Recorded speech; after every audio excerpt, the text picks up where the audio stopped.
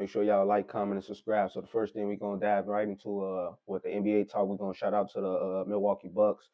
They put out the victory last night and beat OKC for their first in season tournament championship. Shout out to Dame Lillard, first time getting something like a championship, and just a straight performance, dominant by Greek Freak out there, triple double, 26 points, 19 rebounds, 10 assists. Dame Lillard helped with 23 points, had a nice game, 4 assists, 4 rebounds, and like I said, man, this Milwaukee team just been looking different since the beginning of the season. Since the season started to settle in now more, they've been playing better basketball, better team basketball. Giannis just seemed like he just way more healthier and probably I want to say probably just more like engaged into this offense now of Doc Rivers and Donovan Ham.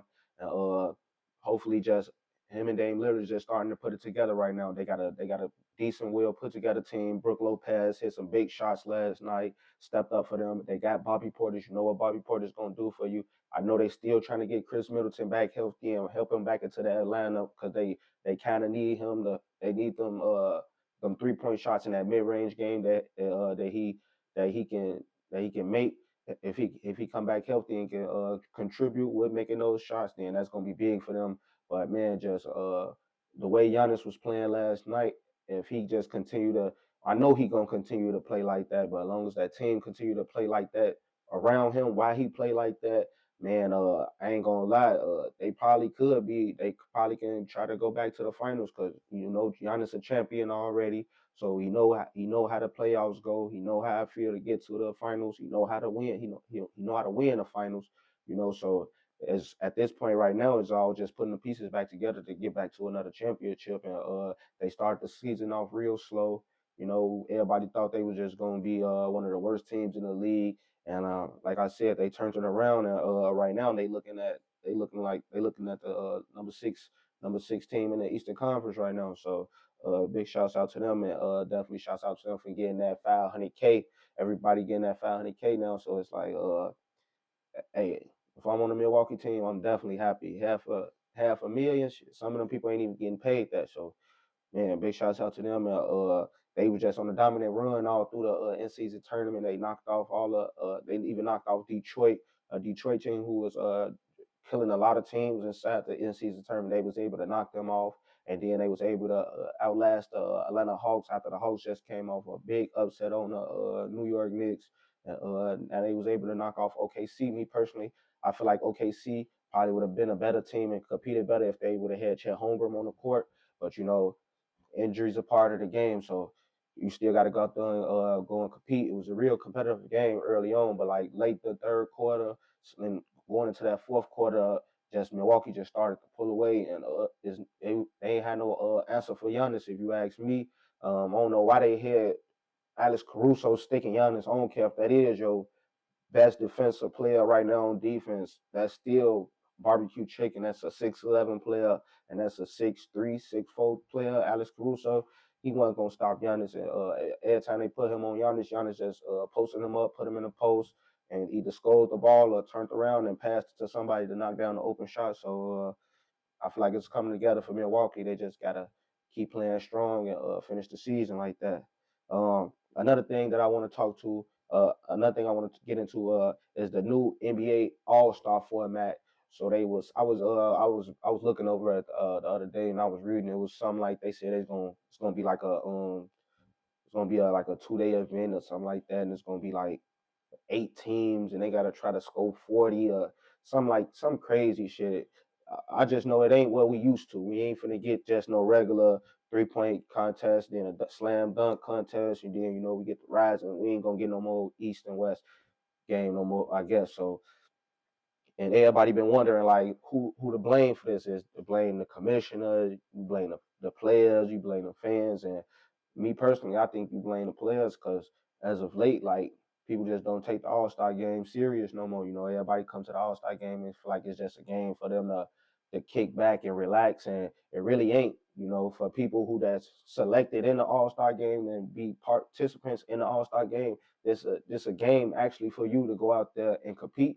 The people that's getting the rest days is the people who didn't become All Stars. So like I kind of agree with what they said with the players.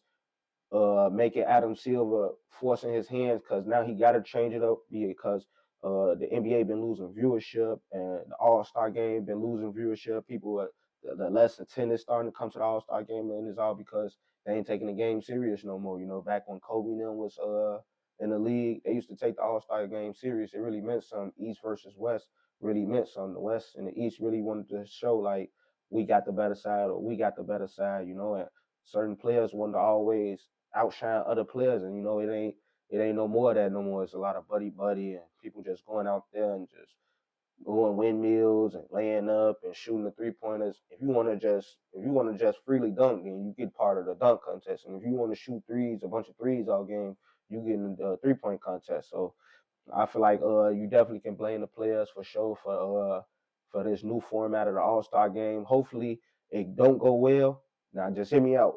Hopefully it doesn't go well, so then they can just go back to regularly East versus West. I'm talking about old school East versus West, like back in the early thousands. Like you wear your team jersey to the All Star game, and that's your jersey. You don't get no East jersey, you don't get no West jersey. You wear your team jersey. Everybody wear their team jersey, and it's just East versus West. I think back then those was the best type of All Star games back then when everybody came with their own jerseys and represented their team. So but we gonna see though. We gonna see what the new All Star format looking like. If I watch it, I'm gonna watch it, but I'm gonna probably if it ain't good, I ain't gonna lie, I ain't gonna finish it. But we gonna see, man. We gonna definitely see. But leave a comment and let me know what you think about the new NBA All Star format. And do you think it's gonna be something new and it's gonna be something better, or you think they should go back to the original East versus West, like I said, and just keep it like a regular game, like it's how it always been? But leave a comment and let me know so we can talk about it.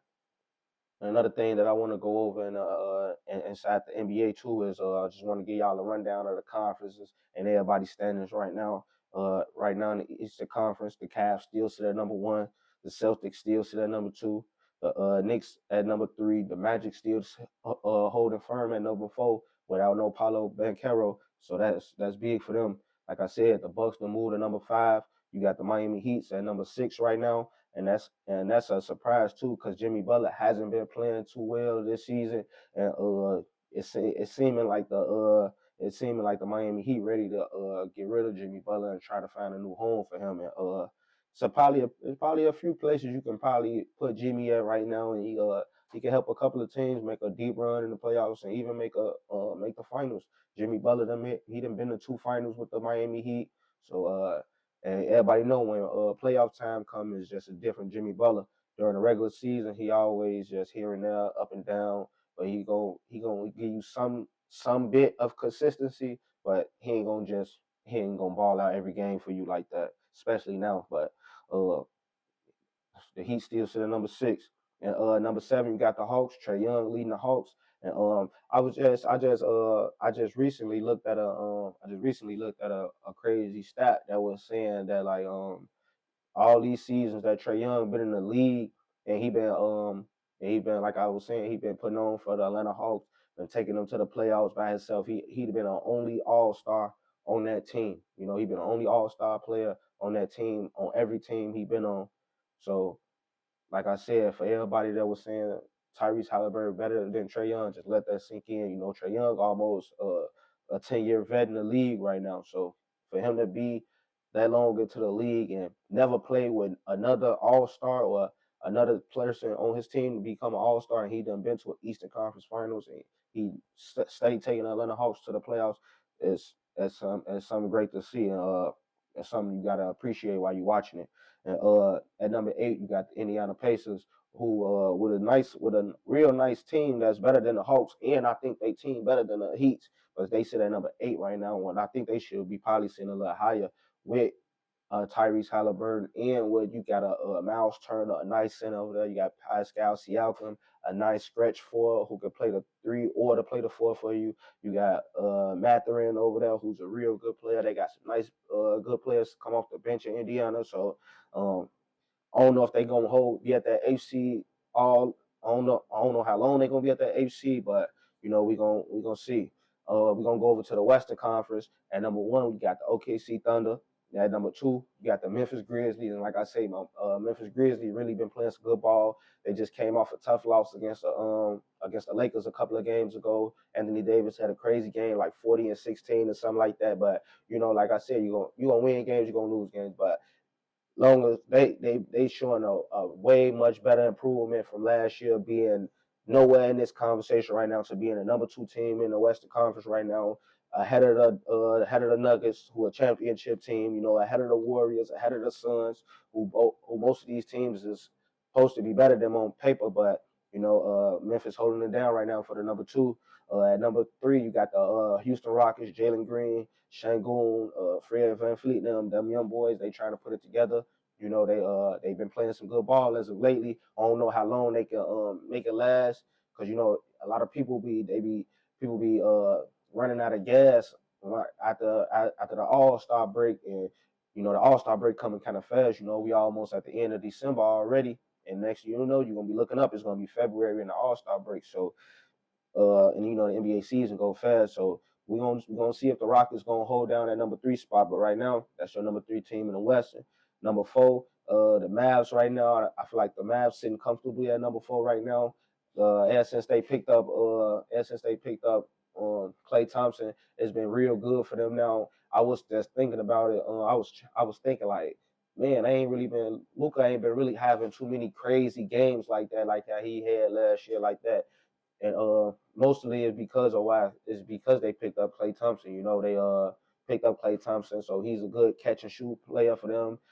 Averaging about a little bit over 14 points a game for them, so that's big. And then also still got Kyrie Irving and stuff like that. So it's the Mavs sitting at number 4, and they looking real good at the number 4 seed right now.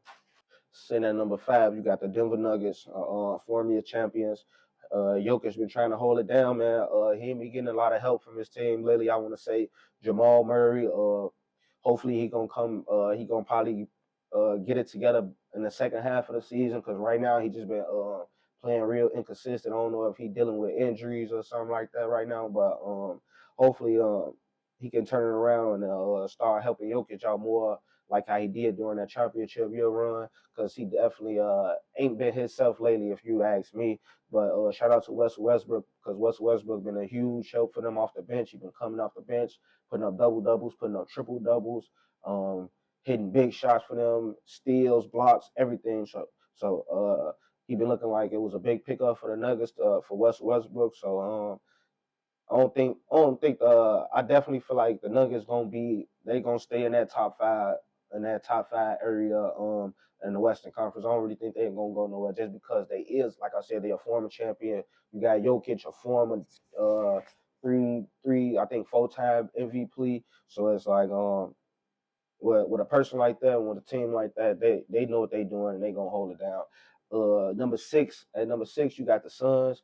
KD, Devin Booker, Bradley Beal still trying to put it together. Me personally, I don't think it's gonna work. I probably think this is gonna be the last year you won't probably see these 3 players together.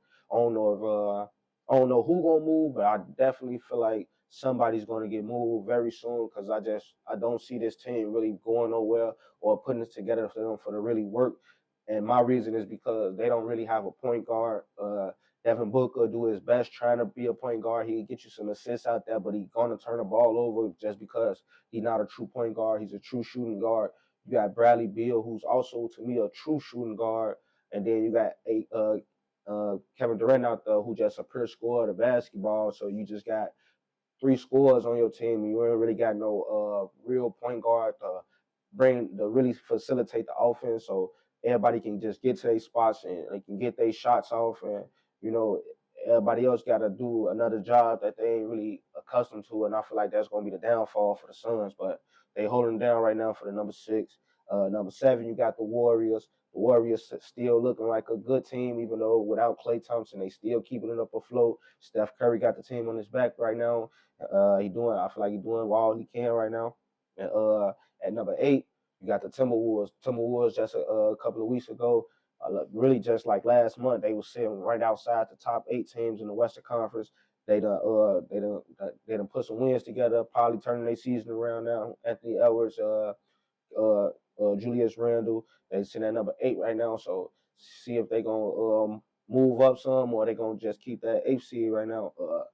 But me personally, I don't think they gonna probably. I think they gonna play around that seventh and that eighth all for the rest of the season. And I feel like that's gonna be the kind of season gonna be for the Timberwolves right now. And they gonna probably battle it out with the Lakers. That's the team they gonna probably battle it out with, the Warriors and the Lakers. All three of them teams, the Warriors, Lakers, and the Timberwolves. I feel like gonna all battle it out. And then also sitting right outside the top eight teams also is the Lakers and also the Sacramento Kings too. Um, so we're gonna see, man. We're gonna see. But make sure you leave a comment and let me know what you think about the NBA season so far and what you think about the standards. And let me know what you think about your favorite team and how they performing or your favorite player. Just drop a comment and let me know so we can talk about it. So make sure y'all like, comment, subscribe on this video. So next thing we're gonna dive right into, we're gonna dive into some college football talk because you already know the playoffs start this Friday and Saturday. The first round gonna start, and man, it's gonna be big, Joe. But first thing first, big shouts out to Travis Hunter, man. He took that Heisman Trophy home. I told y'all he was gonna do it, and a lot of people been saying that uh Ashton Genty really deserved that. And I was just looking at his season, and then I was looking at the season that Melvin Gordon had a couple of years back with the Wisconsin Badgers, and he had more yards than Ashton Genty off I think two or three less carries, and he also had more receiving yards and touchdowns. And then and he ain't win the Heisman either. So uh and that was a player who numbers was better than his, you know. So uh, I just feel like I said, people like running backs gonna come. You always gonna see a nice running back, even if another running back don't put it up those numbers for a long time. We ain't just seen those numbers for quite a long time since Melvin Gordon. So uh, I feel like it's always gonna be some nice running backs everywhere, but you ain't gonna always find a player who's gonna play wide receiver and play DB and play every snap on offense and every snap on defense. We're gonna go out there, get you interceptions on defense, get you fumbles on defense, get you turnovers, get you tackles, and then go right on the other side right after he got an interception and scored a touchdown on you. Like that's crazy. You don't see that all the time. You're not going to see that all the time. So I feel like he definitely deserved the Heisman for what he did on both sides of the ball. Is just you just can't take that away from him. Man. He performed like a Heisman all season, and also he took home 6 other awards too. So it's like he probably gonna go down as probably they just put his jersey inside the College Football Hall of Fame, so he's gonna go down in the Hall of Fame as one of the top college players to ever do this. But he been getting a lot of criticism and stuff online and stuff like that. But I just want people to remember that when Travis Hunter came out of high school, he was the number one player in the nation. Like he was the number one player in the nation when he came out of high school. He was a 5-star recruit, number one player in the nation. So you cannot ever forget about that. He was the number one player in the nation. So him winning the Heisman and him doing all this stuff that he's doing, the spectacular catches and the interceptions and the touchdowns, all this that he doing, this was expected because at one time he was the number one recruit in the nation, you know. And Deion Sanders was able to cuff him with his son, who also was one of the top quarterbacks too. So at that, when you put those together, it's just you get what you get. You get gold, and that's what Shedeur Sanders and Travis Hunter was able to do. And a lot of most of those awards that he got is for offense, and that's because of Shedeur Sanders, a nice quarterback who was able to uh, show Travis Hunter wide receiver skills are elite playing with a pass like that. So big shouts out to Travis Hunter and all blessings to him, man, and hopefully he have a great career in the NFL. I already said that he gonna go top three for sure. I don't know what team, but he definitely going for a top three pick in the inside the draft, you know. But leave a comment and let me know what y'all think about his Heisman win and what you think about how his career gonna turn out in the NFL. Let me know so we can talk about it. So then, like I say, you already know that the college football playoff starts Friday, and every home team is expected to win by at least 7 points or more. You know, so That's something big. So we're gonna go into the games that's gonna be happening this Friday and this Saturday. So one of the most anticipated games is gonna be Clemson versus number 12 Clemson taking on number 5 Texas. Now when I'm saying these numbers, these not what the national ranks is, but these is the numbers that they placed inside the college football playoffs. So Clemson is the number 12 seed, and they're gonna be taking on the number 5th seed, which is Texas. And like I said, man, Texas after that loss to Georgia, I feel like that the team really been slowing down offensively. They ain't really been putting up a lot of points like they was in the beginning of the season. Quentin Ewers, he ain't been making big plays down the field like he was at first. They ain't been able to really run the ball or get a lot from their running backs like they was at first. And I feel like going up against a team like Clemson, uh, if they not able to play how they played in the first half of the season, I feel like Clemson will upset Texas. Even though Texas is my team, I got Texas probably winning it all. But I feel like if they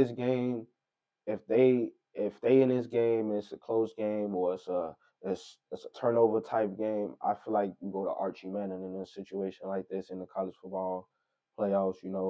Uh, I ain't trying to take nothing from Quentin Harris. He a nice quarterback.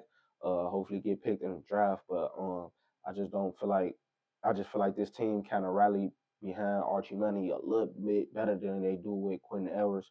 You know, he give a little extra spark to that team, and I feel like in these playoffs, that's what you're gonna need, especially going up against a Clemson team who just recently was just won a title game. So they and you going against a Texas team who lost their title game. So I feel like that's going to play a kind of a big part in it too. So, but I still got Texas coming out with a victory over Clemson. But all in all, we're gonna see though. Let me know who you got. Uh, Also, another game is gonna be number 8 Ohio State taking on number 9 Tennessee. I feel like that game gonna be a real good game right there. I think Ohio State gonna win that game just because of the conditions.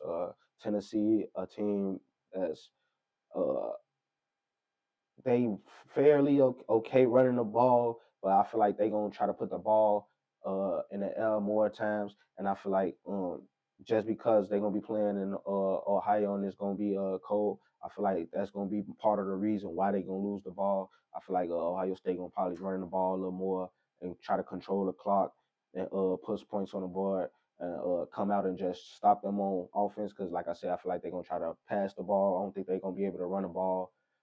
So if Tennessee want to beat Ohio State, I feel like what they gonna have to do is stop Ohio State from running the ball and probably make them play to the way they want them to play for the Volunteers to come out on top. So I got Ohio State pulling out that victory. Um, and also another good game gonna be SMU number 11 SMU gonna be taking on number 6 Penn State. Another game that's gonna the conditions gonna play a part in SMU. You know, a team fairly always play when it's warm out, and they finna go up to Penn State, and they saying it's definitely gonna be a cold game to probably almost about 20 degrees outside. And I definitely feel like that's going to play a big part against SMU just because Penn State defense is a good defense. I feel like Penn State got a real good defense. They probably one of the best defense to me in college football. The way they've been playing and going up against SMU is going to be cold. I just think those conditions going to get to SMU and that defense just going to be flying all over the ball, making plays, and offensively, they just going to control the clock and do what they need to do to get out of there with an easy victory. So I'm looking for I'm looking for Penn State. I'm looking for Penn State to win that game. Uh, and then the last game, but not least, you got the number 10 University of Indiana taking on the number 7 Notre Dame, the Battle of Indiana, and it's gonna be another good game because they said it's a 30% chance of snow. So that game gonna turn out into a. I feel like that game really gonna turn out into a real defensive battle game. It's probably gonna be a lot of field goals going on, and it's gonna be a lot of scoring going on later on, probably late in the fourth quarter, mid fourth quarter. People probably starting to pull away, but you already know I'm going with the Hoosiers. You feel me? I got them making an upset over Notre Dame and they first college football playoffs. And like I said, if they was able to get a team other than like Ohio State or playing a team like Texas or something, then I feel like they had a good chance to at least make it out of the first round. And they're gonna be playing Notre Dame. I feel like they definitely can. I feel like they definitely can get past Notre Dame if you ask me. So with that being said, leave a comment and let me know what y'all think about those college games and who y'all think gonna come out on top and advance to the next round too. And let me know so we can talk about it. So also too, let me give you a rundown too. So if certain team if so I was just giving y'all my winners and stuff like that. So if number 5 Texas able to knock off Clemson, they'll be taking on Arizona State in the next round. And I feel like that'll definitely be another game that Texas should be able to win easily if you ask me. Uh Oregon will be taking on Ohio State. That'll be a rematch of the Big Ten, and I know Ohio State will definitely want that rematch. They probably really want it as bad as anybody in college football. I know they'll want to play Oregon again to get that get back and to knock the number 1 team off in the nation, upset them, and man, it'll be a Cinderella story. And also too, it'll be a big help if Ohio State do it'd be a big help to Ohio State head coach if they do win in the first round and then they get a chance to play Oregon again and they end up knocking Oregon off. And that'll be a big game. I feel like that'll be the most game everybody will want to watch. But it's definitely gonna be tough. Dylan Gabriel, who was a Heisman finalist, been playing good all season, over 3,500 yards passing this season, over 25 touchdowns thrown this season. Uh, just an all around good quarterback, and Oregon with all those pieces on offense at running back, at wide receiver, all that speed they got, they gonna make it tough. But I know Ohio State will want that game for sure. Uh, number 3 Boise State will be taking on number 6 Penn State because I say Penn State will beat SMU. Penn State to take on number 6 Boise State, and I feel like Boise State got the defense to stop Ashton Dempsey from running all over the field and doing whatever he wants to, like he been doing this season. I feel like a team like Penn State, they got the front 7, and they even got some good safeties that come down and they make tackles. That's one thing. Penn State they for sure tackles. Going up against a running back like that, you're gonna have to be able to have somebody that's gonna either hold on to him or stand him up and let the next tacklers come. But if anybody can do it, I feel like Penn State got the defense to do it and to stop Boise State in their Cinderella season right now. Georgia Georgia be taking on the University of Indiana if they able to knock off Notre Dame. That game will be a real huge game.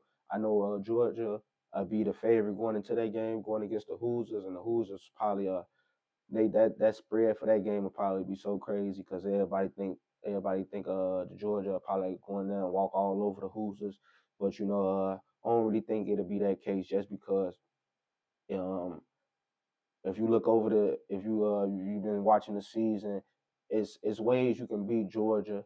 It's definitely ways you can beat Georgia. They got holes in their defense. They got holes in their offense. And a team like Indiana, I feel like a team like Indiana will be a team that can definitely expose them if you try to overlook Indiana. If you try to overlook Indiana, that defense is sneaky good.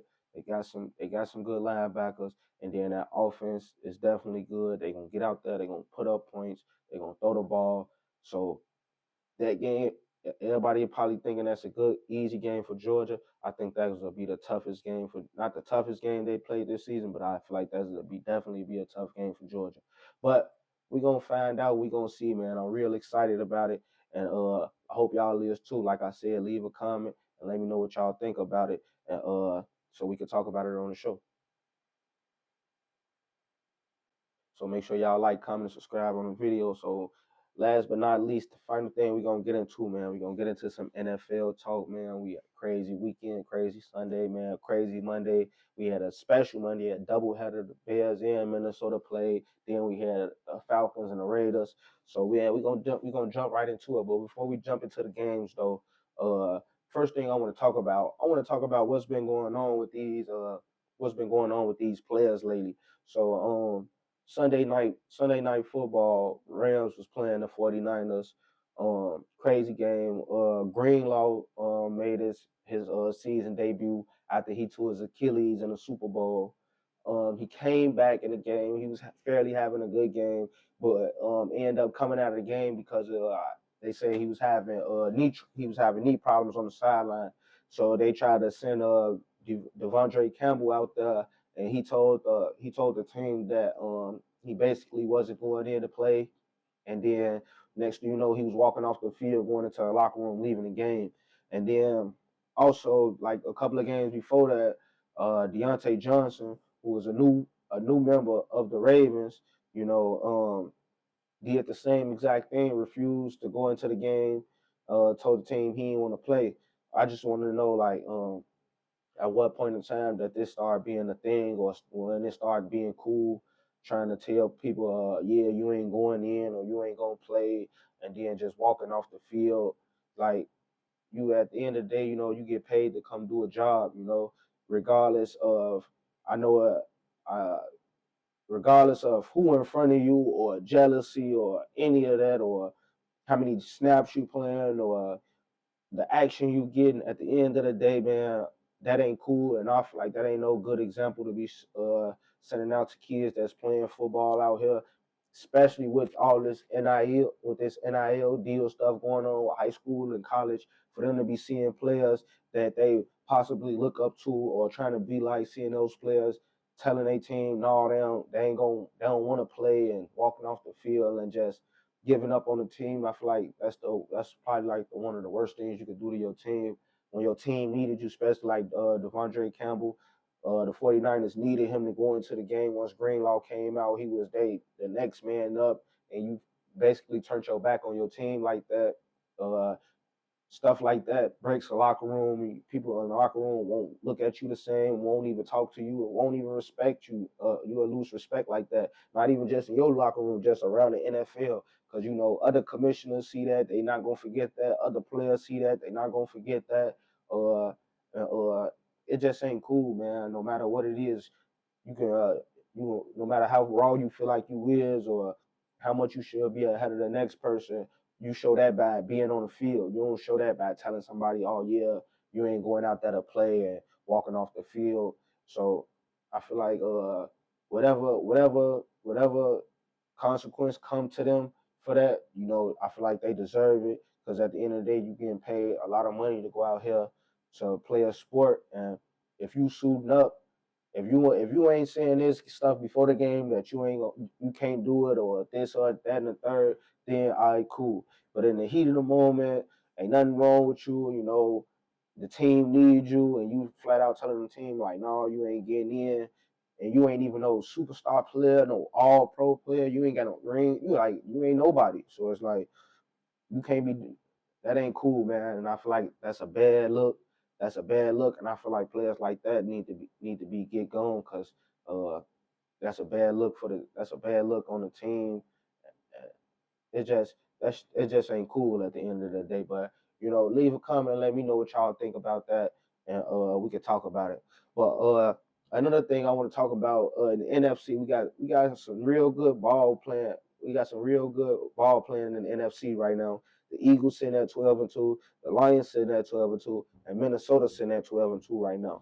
Out of those three teams, the Eagles and the Lions is kind of banged up right now. They say Jalen Hurts is playing with a broken index finger right now on his non-throwing hand. He said he gonna ride it out through the season like that. Detroit Lions just lost David Montgomery with an MCL tear. They already was banged up on defense against the Bills. They already missed Aiden Hutchinson. So, man, hopefully we're gonna see how that's gonna impact them on a playoff push. And Minnesota really ain't got no really missing nothing like that. I feel like out of those three teams, I feel like Minnesota just the least for real team, just because Sam Darnold, don't get me wrong, he been having a hell of a year. Been um been playing some great football, ain't been turning the ball over like that. Been making some beautiful throws. Been looking like Sam Darnold that people thought he should have been looking like when he came into the league. But I just feel like right now the NFC just is just too good, and for him, I feel like if he got to go on the road and play some real good teams and against adversity in the playoffs, back against the wall, I just don't see Sam Darnold being that piece that's gonna get you over the hump for the Minnesota Vikings. Now I could be wrong, and they can go out there and dominate, but me personally, out of those three teams, I just feel like Minnesota ain't the most for real team. I feel like they're having a good real Cinderella season right now. Season gonna be over like probably first round of the playoffs, depending on who they play. And they just start getting ready for next year. JJ McCarthy coming in, and yeah, I feel like Sam Darnold moved to the backup. You keep Sam Darnold as a backup for JJ McCarthy because he played so well this season. But yeah, I don't think Minnesota really gonna do too much in the playoffs if you really ask me. But speaking of Minnesota, we're gonna start with Minnesota because it was Minnesota versus the Bears part two. The first game came down to a field goal, but this game didn't. Minnesota dominated 30-12. Uh, Sam Darnold threw for 231 passing yards. He had a touchdown. One of Jay Jettis. Jay Jettis has over 70 yards receiving. Aaron Jones also with another touchdown score. And the Minnesota Vikings defense was just looking real good. They was putting some big time hits on Caleb Williams up in there. They stopped the run. Uh, they didn't let them get too many big plays downfield. But that's also another bright spot looking you can highlight for the Minnesota Vikings going into the playoffs is that defense looked real good. That front four looked healthy. They was getting to the quarterback. They was getting off the line good. They was dialing up the blitzes good. Disguising coverage nice. So big shouts out to the Minnesota Vikings for that game. The Falcons. So the thing with the Falcons just won. They beat the Raiders 15-9. Uh, Kirk Cousins threw his first touchdown. I'm sorry because it was kind of hard for me to get it out because it's so crazy. This is a crazy stat. So Kirk Cousins just threw his first touchdown and since week 9 when they was 6-3, and now they right now they 8-7 right now. Kirk Cousins have been benched. Michael Penix Jr. gonna finish the season out. I feel like they should have been went to Michael Penix Jr. Like don't get me wrong.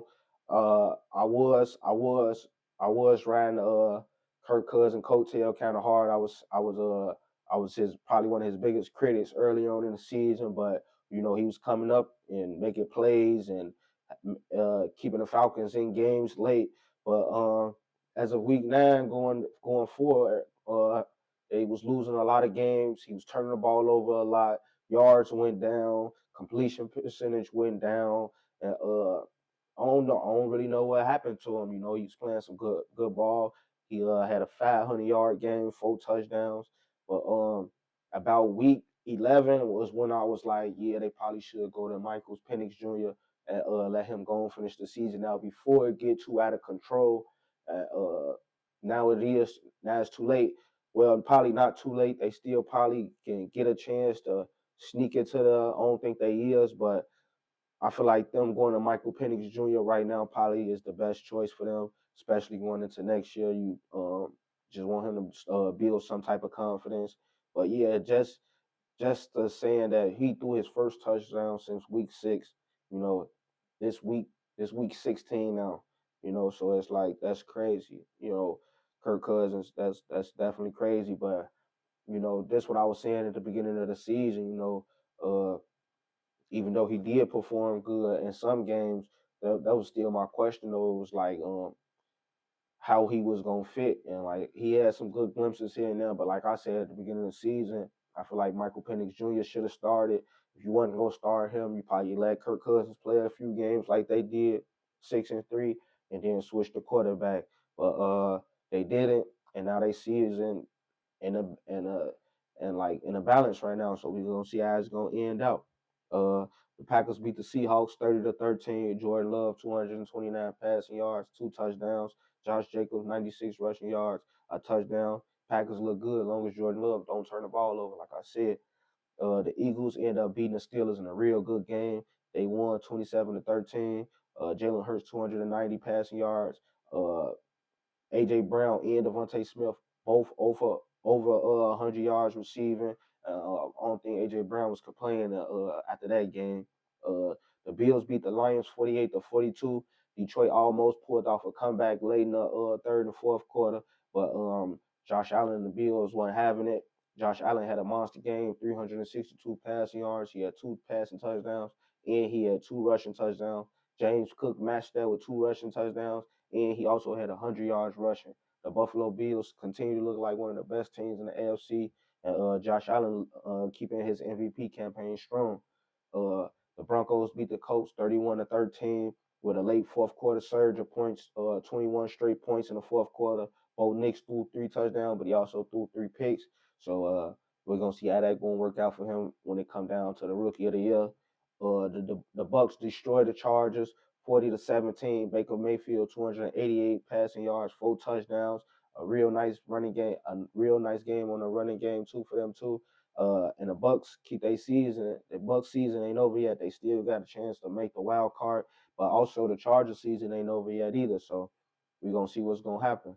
The Ravens get back in the win column 35-14. Lamar Jackson 290 passing yards, another 5 touchdown passing game in his career, and they still got a chance to win a division. Uh, the Texans beat the Dolphins 20-12. They won a turnover battle. C.J. Stroud was able to help contribute to that. He threw 2 touchdowns, both going to Nico Collins as the Texans continue to have a real nice season, if you ask me. They only got 4 losses this year, so shouts out to the Texans. They definitely an improvement from last year. Also, a tweet was picked up by Tyreek Hill saying that, quote, time for me to go, coach, unquote. We don't know what he talking about or who he talking to, but we gonna see. Hopefully he don't want out of Miami. We gonna see though. The Bengals is able to beat the Titans 37-27. Joe Burrow 271 yards, 3 passing touchdowns. He had 2 interceptions, but ultimately their defense probably played some of the best defense they played all season. They was able to come up with 4 interceptions. They had a defensive touchdown. Uh, yeah, the Bengals season ain't over with yet either. Like I said, if they can finish this season on the stretch with all wins, anything's possible. The Chiefs was able to get the win over the Browns 21-7. The Browns didn't make it easy on them though. Pat Mahomes was under distress all game, blitzes all game. He also ended up leaving that game with a high ankle sprain. If I'm the Kansas City Chiefs, I sit Pat Mahomes for these next couple of games because everything they basically got everything home field advantage. They got the division. I feel like you sit Pat Mahomes these next couple of games. Let Carson Wentz finish the season out, just so Pat Mahomes you can. And 9 times out of 10 they gonna get that first round bye. Just put Pat Mahomes up so that ankle ain't bothering him when it's time to play the playoffs. Um, the Commanders win over the Saints 20-19. Jaden Daniels 226 passing yards, 2 touchdowns, no turnovers. Uh, he just he keep making history with his completion percentage this season being the highest ever for a rookie in the NFL. So shouts out to Jaden Daniels, and I feel like he basically wrapping up that Rookie of the Year trophy, if you ask me. So big shouts out to the Commanders.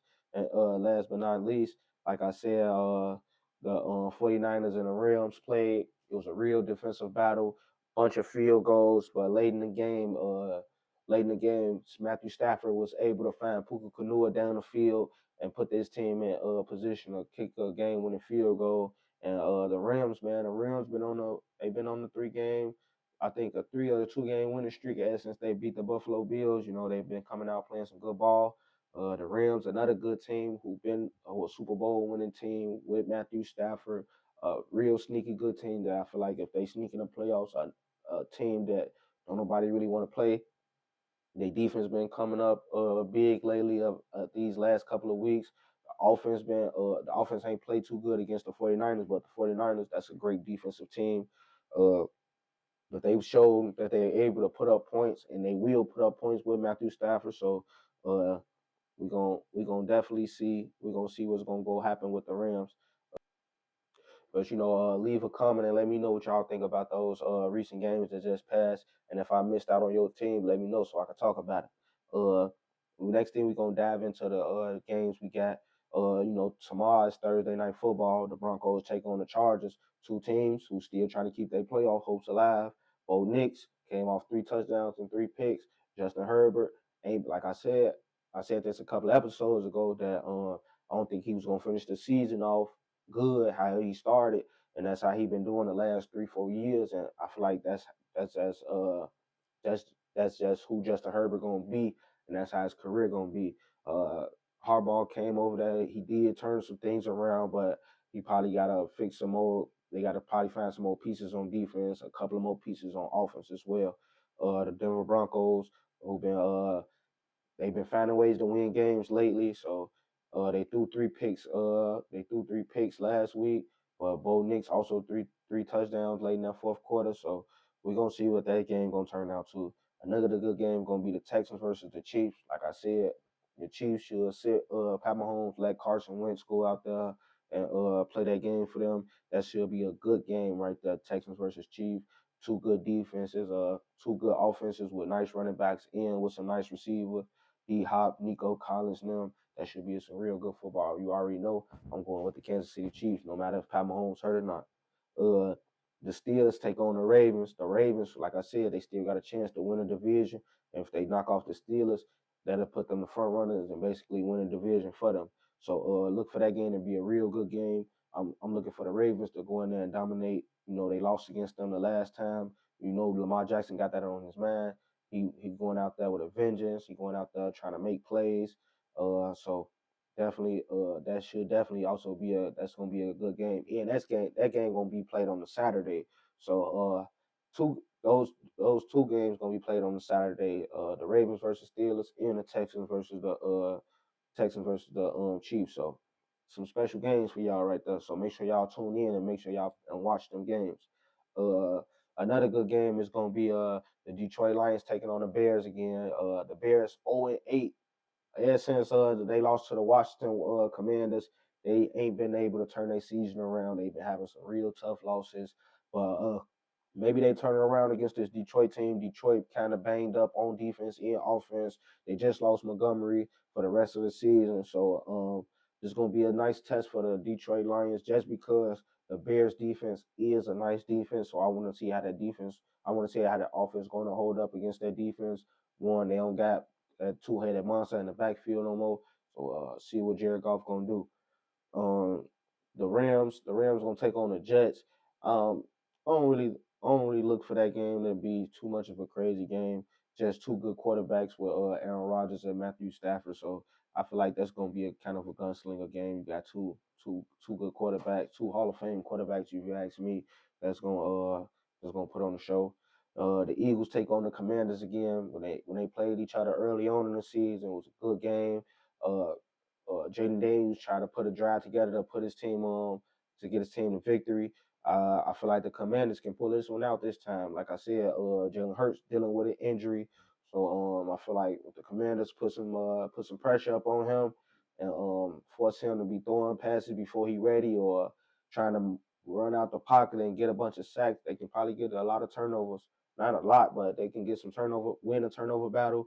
And Jaden Daniels put some points up on the board. They can definitely knock the Eagles off. The Eagles who riding a 10-game winning streak right now. That's a franchise record. Somebody got to be able to stop them right now. Uh, the Battle of Ohio, Browns take on the Bengals. Is always a good ground. It's always a good game with the Battle for Ohio. But I'm definitely looking for the Bengals to pull out this victory. Jameis Winston, I just heard that he gonna be benched this game. He been giving us some good and bad play. He been giving us Jameis Winston play. How we already know how he already gonna play, but I guess the Browns tired of it now, so they're gonna bench him. And Dorian Robinson Thompson gonna start that game against the Bengals, and hopefully go out there and put up a good game against them. Uh, the Vikings taking on the Seahawks. That's gonna be a good game. Hopefully, Geno Smith gonna play that game. And like I was saying, I don't think the Vikings that serious. I don't think they really for real. I think they definitely gonna beat the Seahawks. I think they're gonna finish the season strong. Vikings definitely gonna finish the season strong. I'm just more worried about the playoffs and how Sam Darnold gonna perform. Um, Other than that, man, it ain't too many good games like that to me. It ain't too many more good games gonna be coming up next week. Uh, so leave a comment and let me know if I missed a game or what game I probably should tune in to watch because I already got my games picked. Leave a comment so we can talk about it. But you already know, man, this was another episode of Great Conversation and Guests. It's your boy Turbo. Remember to add me on Instagram at DMG Turbo. For y'all they got Facebook, add me on Facebook at John Moran. Y'all can talk shit with me on there. Make sure y'all add my boy behind the lens, TJ, on Instagram at Taj_Miller. And you already know, y'all keep fucking with it. We're gonna keep dropping this shit.